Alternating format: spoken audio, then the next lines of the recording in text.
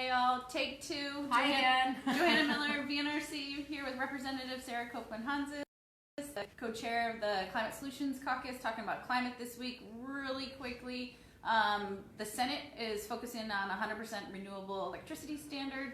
That's getting started in the House. It's got some great sponsors.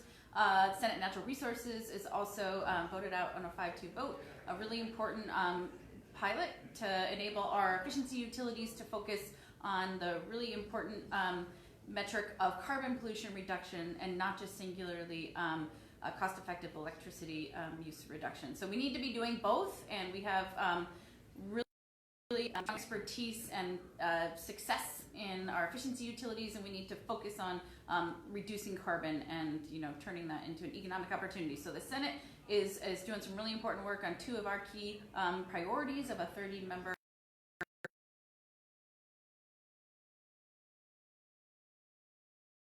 and a lead sponsor of that bill. Tell us a little bit more about it. Yeah, so the Global Warming Solutions Act is making its way through House Energy and They've been doing work on it since day one.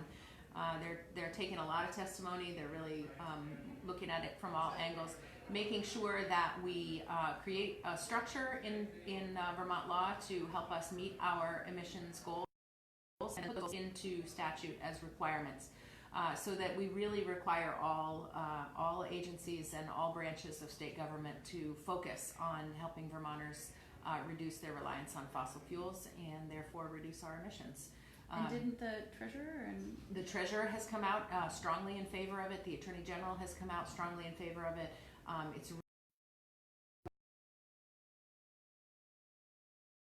a swath of our elected officials from different perspectives saying that this is a good idea. State economists even saying, delay is no longer excusable.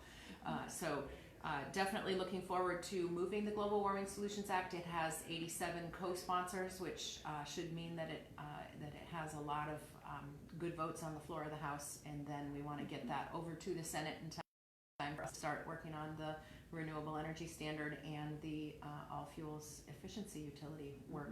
So good work. Now there's a couple things that we want you to get involved with because you know that we still need to push our governor to get on board with some of these really important pieces of climate legislation.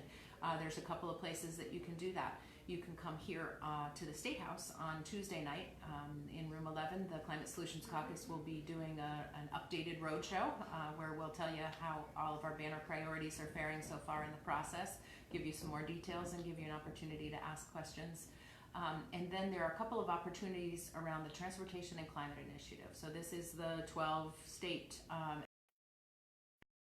initiative of the United States economy coming together to plan for how we do a cap and invest program in transportation to really give Vermont and all the other states in the program an opportunity to have some revenue to invest in sustainable transportation. So the governor has really